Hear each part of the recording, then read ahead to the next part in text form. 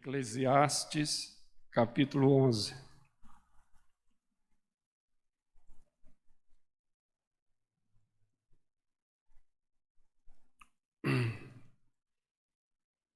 Versículo 1 ao versículo 8.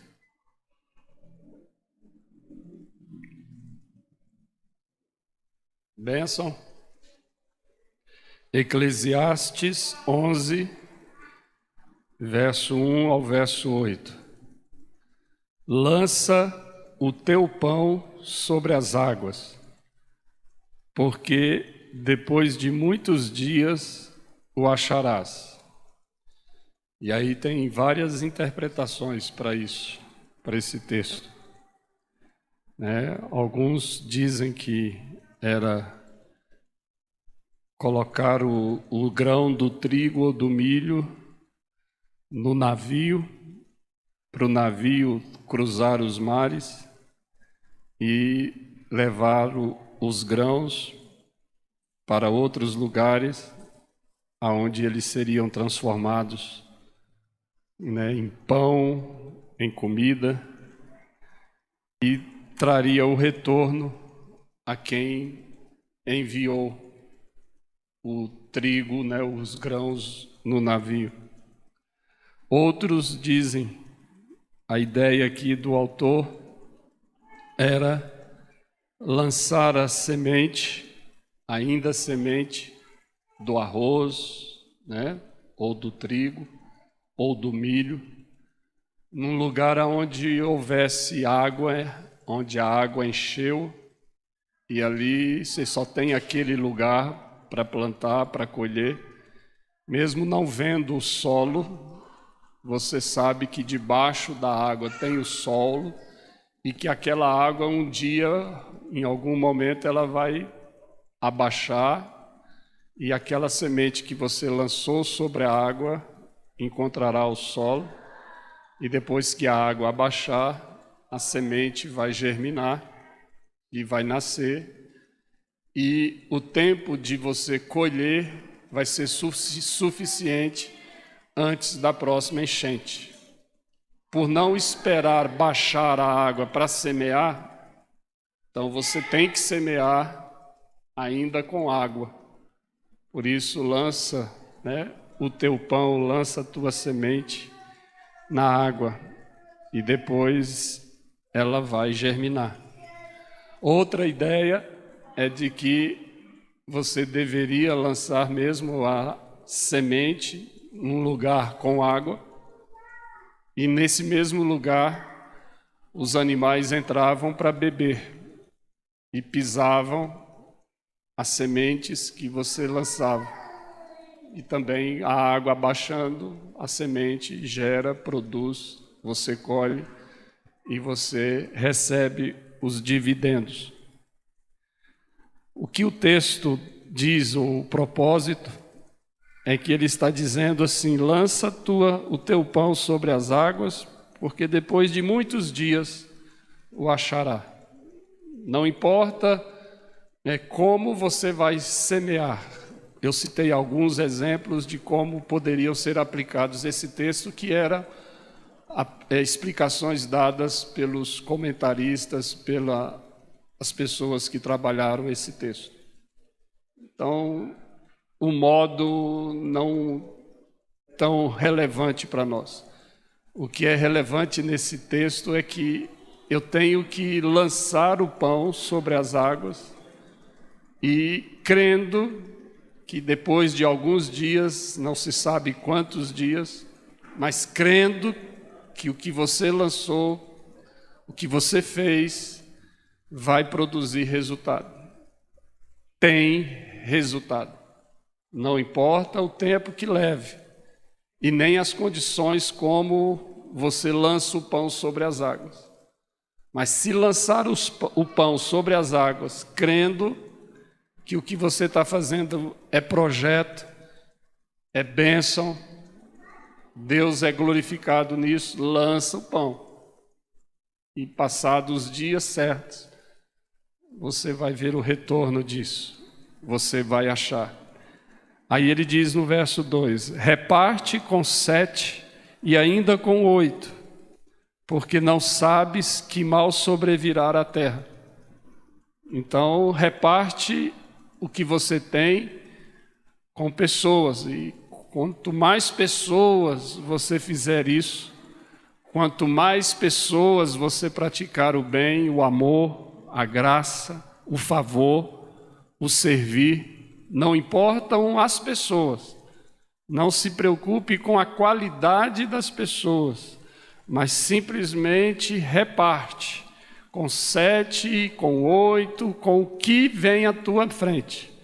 Faça o bem e não se preocupe. E aí ele diz, porque você não sabe que mal sobrevirá à terra. Então, invista em gente. Todo projeto que envolve gente, pessoas e que precisa de ajuda, de solidariedade, de amor, ele diz, faça. Você não sabe o que vai acontecer. Mas não contribua, não abençoe, não reparta visando o benefício. Faça sem essa preocupação. Deixa que a história responda por você, mas simplesmente faça. Não recuse, abençoa, é o que ele está dizendo. E aí ele vem no verso 3 e diz assim: estando as nuvens cheias, derramam aguaceiro sobre a terra.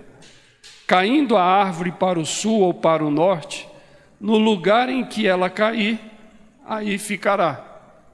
Ele mostra agora uma condição natural, né? As nuvens cheias significa aguaceiro sobre a terra, e é fato. E caindo a árvore para o sul ou para o norte, no lugar que ela cair, ela fica. Se ninguém mexer com ela, se nada acontecer, onde ela cai, ela fica. As circunstâncias determinam o fenômeno. O fenômeno gera determinadas circunstâncias que permanecem imutáveis, é o que ele está dizendo. É assim que está estabelecido. É a lei da natureza, é assim que funciona. Ele está chamando a nossa atenção para isso. E aí ele pega e continua, verso 4. Quem somente observa o vento, nunca semeará, e o que olha para as nuvens, nunca ceifará.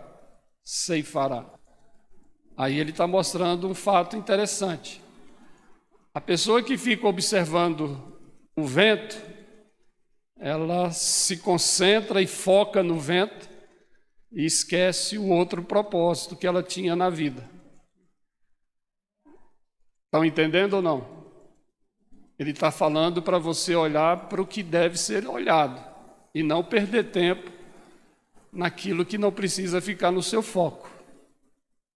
Já prestaram atenção que muitas vezes nós perdemos colheitas e plantações, ou seja, perdemos propósitos, perdemos oportunidades na vida porque ficamos olhando o vento e as nuvens, e por causa do olhar que fizemos, perdemos a bênção. Era para você olhar para a plantação e para a colheita, mas você olhou para o tempo, para o clima, e aí passou-se o tempo, passou-se a hora, já não vale mais, não tem mais como plantar e também não tem mais como colher. Quantas decisões na vida nós tomamos porque erramos na espera. Deixa eu fazer uma pergunta para você e você me responde. Uai, o que é isso? Isso é um sinal.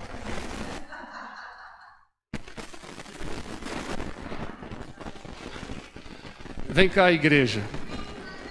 A incerteza, presta atenção na minha pergunta. Seja bem verdadeiro com você aí. Seja corajoso. A incerteza te paralisa ou te mobiliza? Quando você fica incerto de alguma coisa, você fica paralisado, inerte, sem movimento, ou a incerteza te dá uma certa motivação, coragem para tomar uma decisão e não ficar parado? Vamos lá. O que esse texto está dizendo para nós? Presta atenção, leia para mim esse último versículo que eu li. Leia. Quem fica observando o vento não plantará. Quem não fica olhando para as nuvens, quem fica olhando para a perfeição colherá. E aí? Planta ou não planta? Vai chover? Não vai chover? E o vento vai levar o que eu vou... Se eu chamear agora com vento, o que vai dar isso? É um trabalho perdido? Já pararam para pensar que o autor aí está revelando algo bem peculiar a nós? Que por incertezas que temos na vida, a gente deixa de amadurecer, deixa de crescer, deixa de frutificar, as missões são paralisadas, o discipulado não acontece, o crescimento não acontece. Porque você ficou indeciso. Houve uma incerteza e a incerteza te paralisou, te levou para a letargia, e a letargia é danosa, ela causa muitos outros danos na nossa vida, na nossa caminhada. É o que o autor está dizendo aqui. Você fica olhando para aquilo que não deveria tomar, né, a sua decisão, e tal. Mas por causa das circunstâncias que se apresentam como adversidades, aí você trava. Você deixa de avançar. Você se sucumbe. Uau, isso é muito sério. Tem pessoas que só funcionam quando tem total certeza de alguma coisa. Enquanto eu não tenho total certeza, eu não dou um passo. Já ouviram alguém falar isso? Não é comum? Pastor, eu estou aqui, tenho que tomar uma decisão, mas para todos os lados que eu olho, eu estou lascado. E aí eu estou com receio de fazer o que precisa ser feito. Então eu acho que eu vou ficar quieto, vou esperar. Aí vai para a campanha, pede à igreja para fazer semana disso, vai para o monte e tudo. Mas ela tem que ter certeza. Se a nuvem não mudar, eu não mexo. Se o vento não parar de soprar, eu não semeio, não invisto, não desenvolvo nenhum projeto nessa direção. Lança o teu pão sobre as águas. E o que vai acontecer? O que vai acontecer? O que ele diz aí? Depois de muitos dias, Gente, esse texto está dizendo que você não precisa esperar pela certeza para dar passos, para lançar o pão. Porque nós não somos de um mundo, ou de um Deus, ou de um reino que funciona dessa forma. Neste reino no qual entrou em nós e o qual está em nós, os valores deste reino, a dinâmica, os movimentos de vida neste reino são contraditórios. Eles fogem a qualquer outro reino que nós conheçamos nesse mundo, nessa eternidade. Ou a gente aceita, entende e aceita isso, ou a gente vai viver uma vida cristã letárgica, medíocre. E esta é a principal razão nossa como igreja, é de amadurecer a visão do reino de Deus na vida da gente, das criancinhas, para que elas cresçam já nessa dinâmica, nesse movimento. Porque a lógica do mundo diz que para o investimento certo você tem que ter toda a margem de segurança e de certeza. E de repente isso entra na igreja, de repente isso entra na teologia, de repente isso entra na vida, na nossa história, e de repente nós estamos querendo viver uma vida cristã com uma lógica do mundo, e não funciona assim. A vida cristã nossa tem que ser totalmente na dinâmica, na lógica, nos valores e nos conceitos do reino de Deus. E no conceito do reino de Deus, lançar o pão sobre as águas é projeto de Deus. Não olhar o vento, não olhar a chuva é projeto de Deus, mas lança a semente, semeia, colhe. Na lógica e na ciência desse mundão, você está lascado se fizer isso. E aí é por isso que a gente não avança, é por isso que a gente não cresce, não prova, não experimenta das coisas de Deus. É complicado isso. Então, volta à pergunta crucial desta noite. A incerteza das coisas te mobiliza, te imobiliza ou te mobiliza?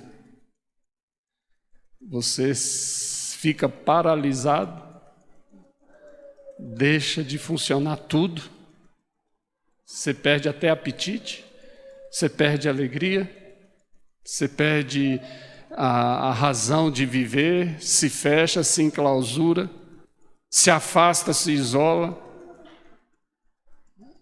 ela te tira o sono. O que a incerteza das coisas, da caminhada, das direções, das decisões, o que a incerteza causa em você?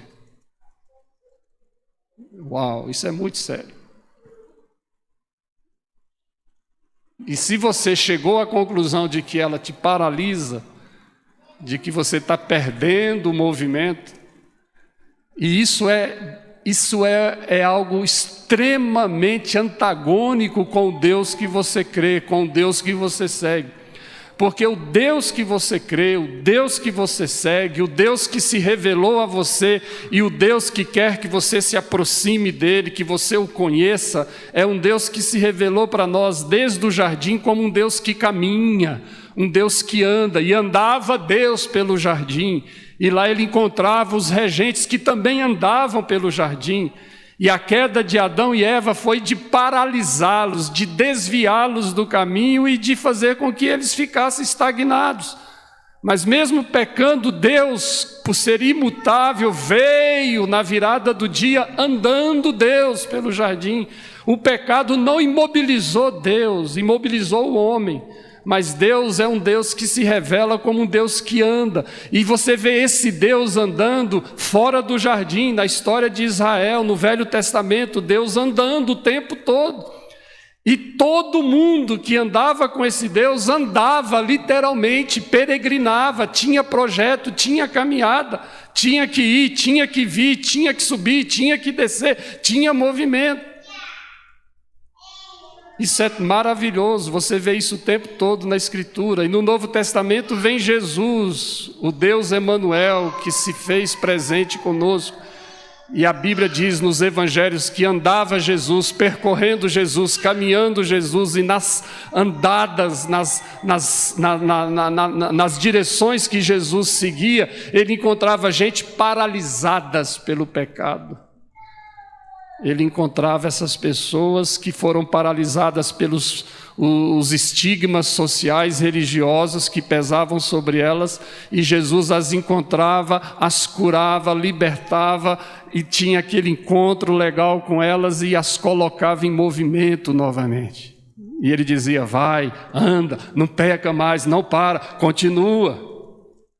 E você vê esse movimento o tempo todo na igreja primitiva. Os cristãos se reuniam de casa em casa e caíam na simpatia de todo o povo. Então a história da igreja prova que tem que estar em movimento. O nosso Deus é um Deus que anda, é um Deus que movimenta.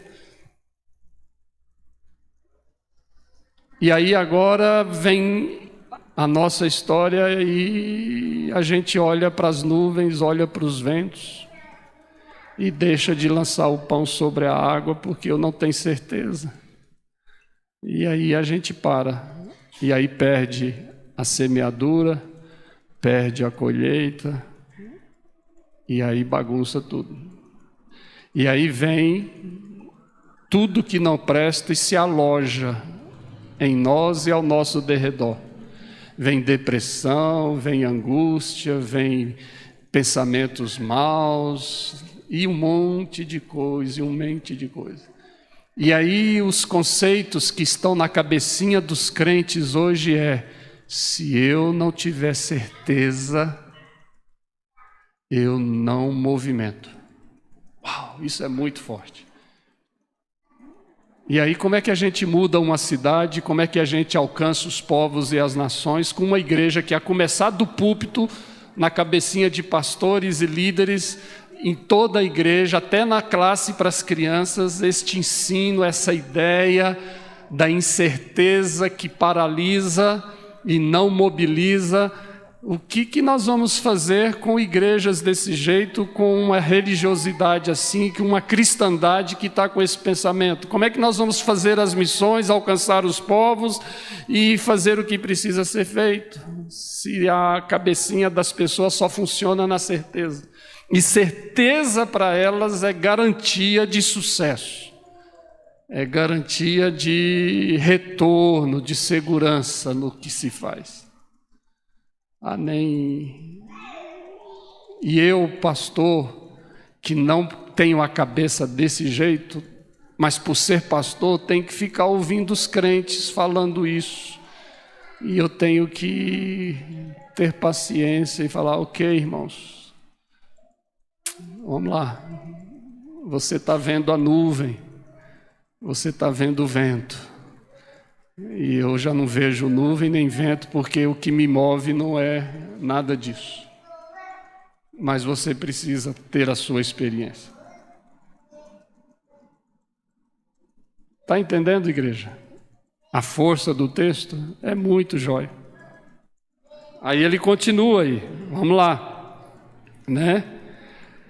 Então, o verso 4, ele diz, quem somente observa o vento, somente faz isso, só fica fazendo isso, somente observa o vento. Verso 4, quem somente observa o vento, nunca semeará. E é fato. Se somente você vê isso, se somente você ouve isso, se somente você entende assim, então você nunca vai semear. E não vai mesmo. Não tem ciência e urucubaca nenhuma que muda a sua cabecinha. Se somente você vê o vento, né? Aí ele diz, e o que olha para as nuvens nunca cegará. Olha o verso 5, assim como tu não sabes qual o caminho do vento, nem como se formam os ossos no ventre da mulher grávida, assim também não sabes as obras de Deus, que faz todas as coisas. Oh, maravilha! Aí ele diz, semeia pela manhã a tua semente e à tarde não repouses a mão, porque não sabes qual prosperará, se esta, se aquela, ou se ambas igualmente serão boas. Então, se a tua mão semeia de manhã, não deixe ela parar, repousar, descansar à tarde. Põe a mão para semear, vai semeando. Você não sabe qual semente, qual semeadura foi a melhor.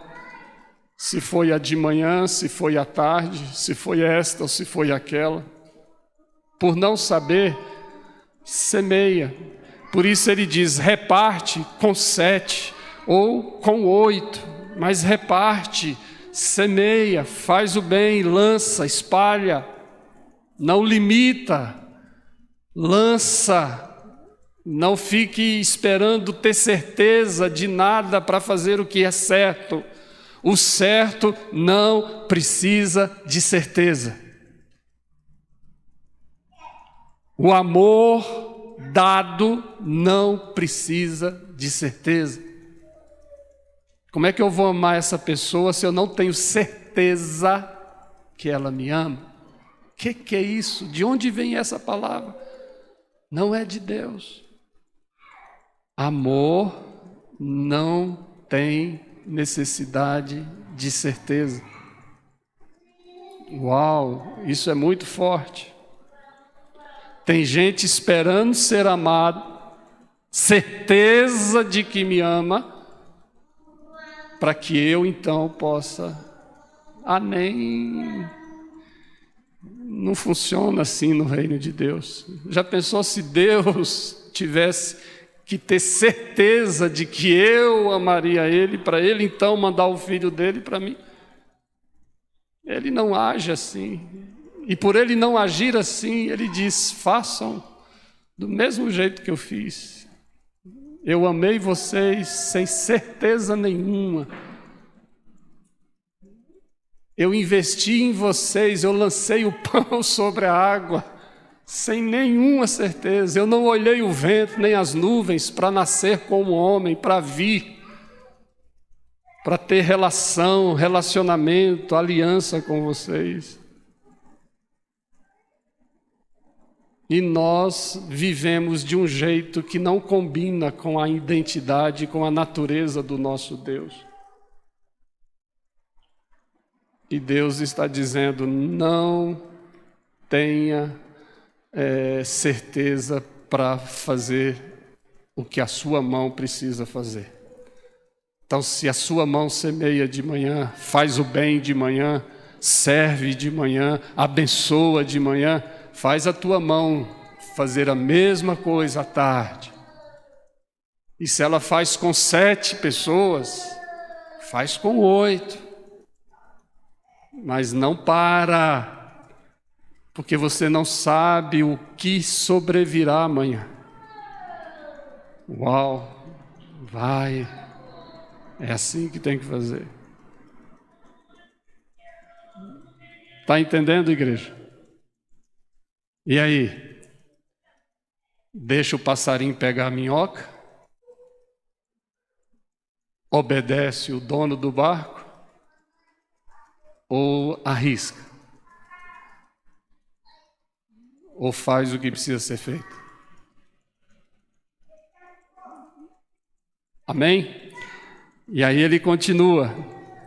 Olha lá, verso 7. Doce é a luz e agradável aos olhos ver o sol. Não é? É doce. É agradável, é gostoso, é prazeroso, é confortante, a luz e agradável aos olhos ver o sol. Acho que você não está entendendo. O que ele falou antes que ocupava os nossos olhos? O vento e as nuvens. Agora ele chega e diz assim: é doce. O quê? A luz. E agradável aos olhos ver o... Aí você se detém nas nuvens e no vento. Se ele que ele tem para você algo melhor para ver. A luz e o sol. E ele diz: isso é doce. É gostoso, é agradável. Mas nós temos uma tendência de não se satisfazer com a luz e o sol. Por isso os nossos olhos vão para as nuvens e os ventos. E aí a gente para. Como é que a gente olha as pessoas? Você olha as pessoas como nuvens ou como ventos? Ou você olha para as pessoas e vê nela possibilidade de luz e de sol? Tonhonhon. Tonhonhon. Eu gosto de Eclesiastes, ele chegou no âmago da gente.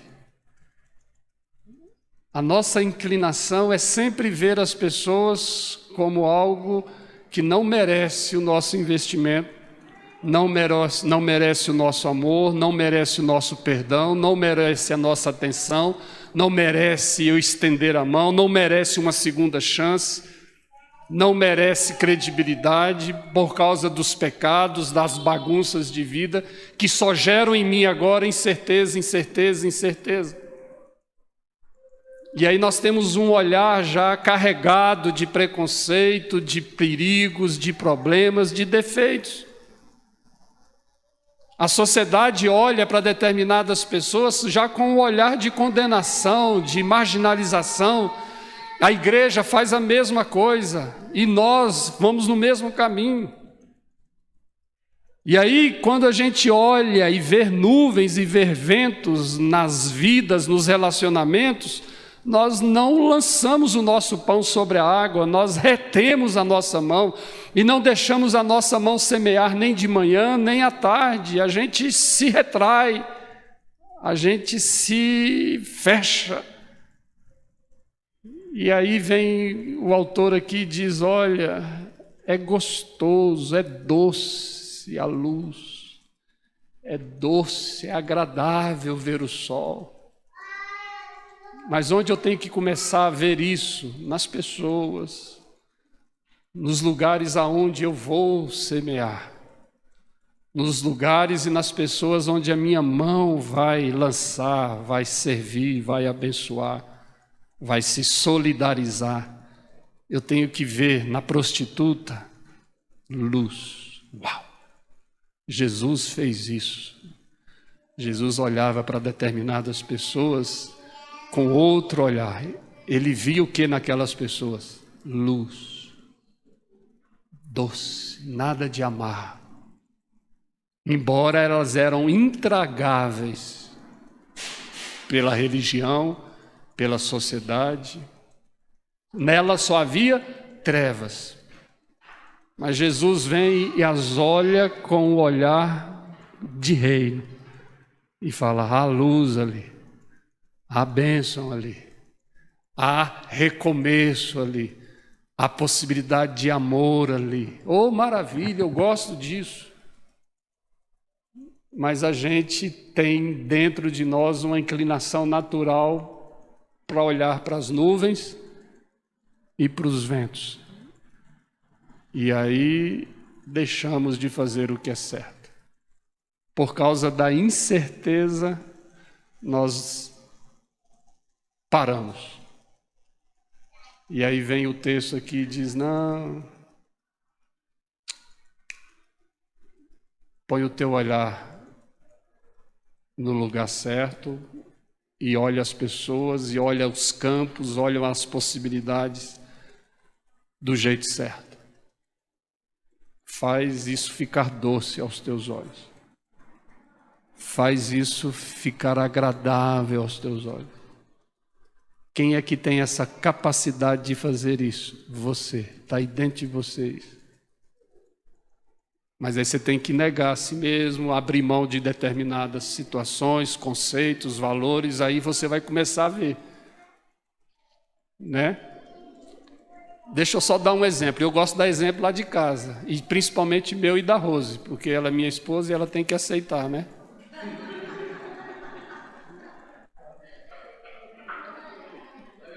Quem é casado aqui, né? Quem é casado já passou por isso.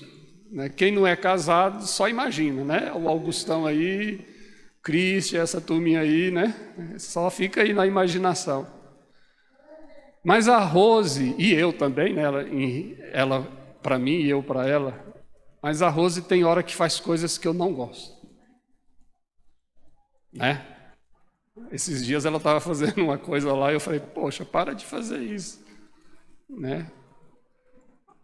Aí a gente vê, é pessoa que a gente ama, que a gente tem aliança, que a gente decidiu viver, amar, cuidar, construir família e construir uma história, até que a morte nos separe, né? E aí, só que ela tem um monte de defeitos. E eu tenho um monte de defeitos para ela.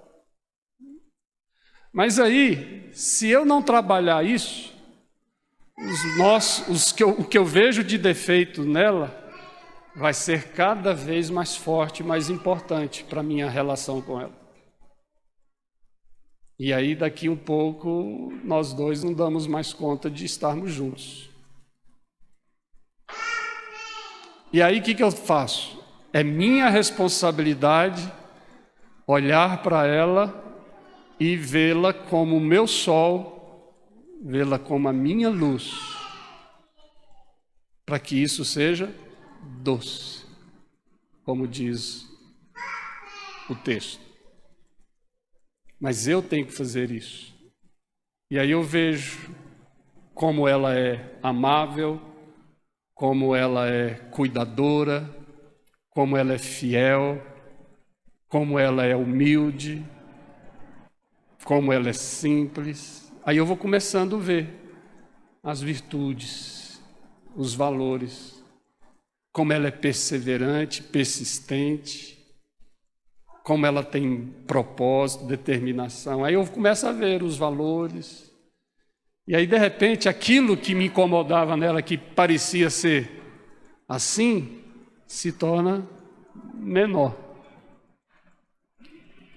Aí o que eu faço? Eu estou lançando o pão sobre as águas. Estou investindo, estou abençoando, estou crendo. Eu não preciso da certeza. Eu simplesmente vou investindo. E quantos anos de casado? 33 anos de investimento, lançando o pão sobre a água. Está entendendo? É assim que a gente precisa entender.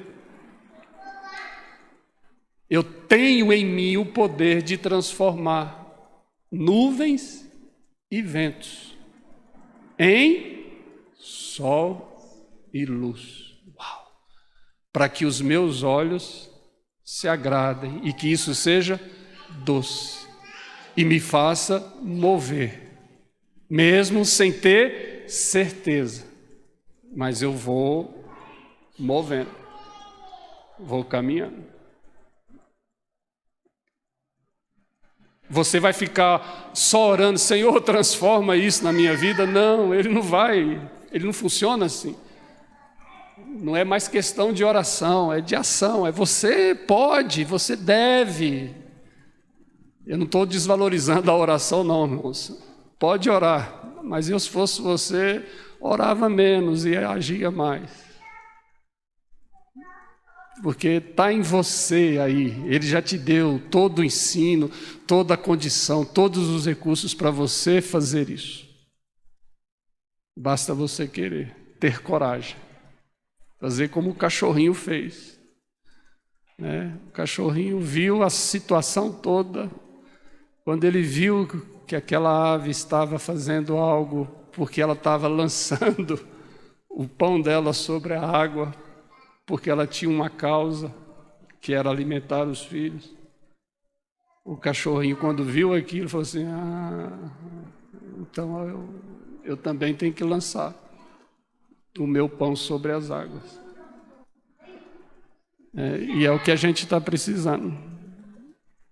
Aí ele pega e diz, né, para concluir, verso 8, ainda que o homem viva muitos anos, regozije-se em todos eles, contudo, deve lembrar-se de que há dias de trevas, porque serão muitos. Oh, uau! Olha aqui que ele diz, né? Ainda que o homem viva muitos anos, regozije-se em todos eles. É lícito. Contudo, deve lembrar-se de que há dias de trevas ou dias de incertezas. E aí? E aí ele pega e diz: e não são poucos, são muitos. Uau! Não são poucos, não. São muitos dias de trevas. Mas quem é que determina como viver esses dias de trevas? Você. Você pode determinar se serão trevas densas, intermináveis, contínuas, letárgicas, que vão te paralisar, ou você vai transformar essas trevas em luz e em sol. Você determina. Vem cá, igreja, ó. Se você precisar de certeza para tudo, as trevas serão muitas e muitos dias na tua vida. E aí, meu amigo, é como o meu Vasco, está lascado. O time ruim é o meu, viu? Começou ganhando hoje de 2-0, deixou o time empatar. E se tivesse mais 5 minutos de jogo, perdia. Eu estava doidinho para terminar o jogo, para eu sair com o empate. O Vasco deixa as trevas serem muitas. É o time que não consegue mudar as trevas. É triste. E eu estou nessa cachaça há muito tempo. Você ri, né? Mas ele diz, né? Viva, se regozije, é o que ele está dizendo aí, né? No início aí ele diz, né? Ele fala, olha, regozije-se, ainda que o homem viva muitos anos, regozije-se em todos eles. Ele diz assim, ainda que o homem viva muitos anos, ele diz, regozije-se em todos eles, em todos os anos. É isso, esse é o desejo de Deus na nossa vida, que a gente viva todos os anos e se regozije em todos eles. Nós não deveríamos nunca ter na nossa história ter que dizer assim, olha, o ano tal foi o pior ano da minha vida, foi um ano de trevas, ou do período tal até o ano tal eu vivi tantos anos de tristeza, de amargura, de sofrimento, de trevas. Isso não é propósito, não é projeto de Deus para a nossa vida. Ele nos criou e nos entregou todos os anos para que a gente se regozije em todos eles. Oh, maravilha! Isso é de Deus. Agora, quem vai determinar se eu consigo isso é como eu olho. Se eu olho para o vento, se eu olho para as nuvens e deixo de lançar o pão, deixo de semear, deixo de fazer minha mão abençoar. Se eu paro, se eu não tenho certeza, e aí eu transformo um dia que deveria ser de regozijo, eu mesmo transformo esse dia em tristeza, em isolamento, em confinamento, em problemas. Eu aumento os problemas, aumento as ansiedades, as preocupações, a vida que é uma tristeza de vida, sem rumo, sem propósito. Como diz Caetano Veloso, sem lenço e sem documento, e a gente vai vivendo assim, uma bagunça. É coisa minha, porque os meus olhos só olham o vento e a nuvem. E aí, mesmo que eu viva muitos anos, não serão de regozijo em nenhum deles. Mas aí ele diz, olha, lembra-te de que haverá dias, e não poucos, de trevas. Já pensou? É você que decide, meu irmão. Você escolhe como você quer. Viver em trevas, e não são poucos os dias, mas você pode passar por todas estas trevas que virão, mas com regozijo. Uau! Com regozijo. Sem impedir a sua mão de lançar o pão sobre a água. E esperar depois pelos dias que vão te trazer a recompensa do que você fez. Depende de você. Amém? Bênção? Está entendendo? Uau! E eu vou concluir com uma ilustração. Não mais do cachorrinho. Né? Eu gostei daquele vídeo do cachorrinho. Muito jóia. Né? Mas chegou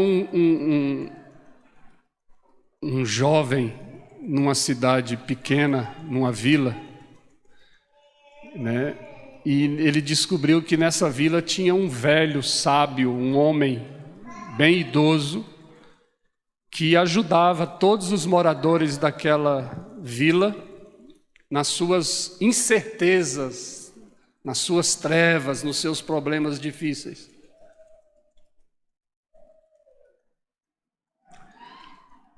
E aí esse jovem chegou lá, ficou sabendo disso e decidiu desafiar esse velho sábio. Marcou o dia e o horário na praça e veio toda a cidade, toda a vila para ver aquele desafio. Um jovem diante do velho sábio, respeitado por toda a vila. E aí o jovem fazia várias perguntas e os velhos sábios respondia todas. E isso fez a população ainda ficar mais confiante e segura com a vida daquele homem no meio deles.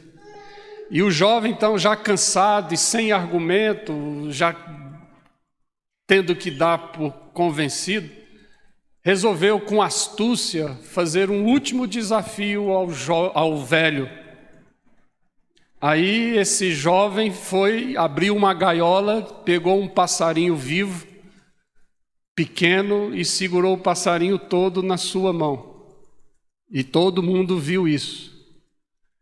E aí ele fez uma pergunta para o velho sábio. Ó grande mestre, eu te faço uma pergunta, e é a última. Este pássaro que eu seguro na minha mão, está vivo ou morto neste exato momento?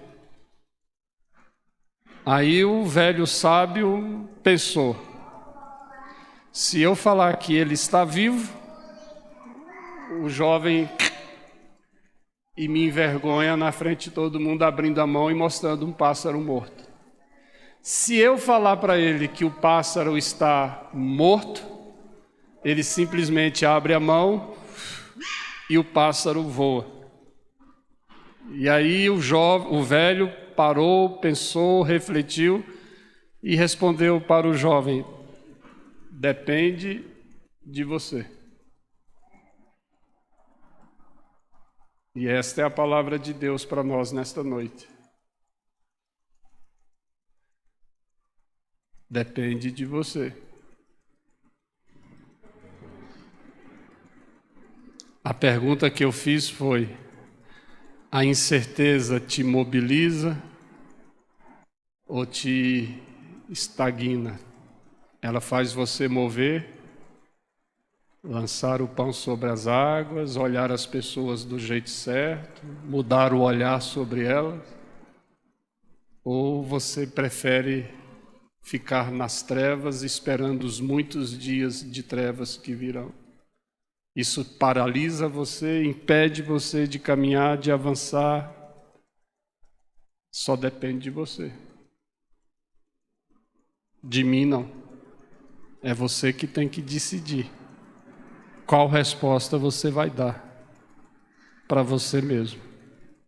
Amém? Bênção.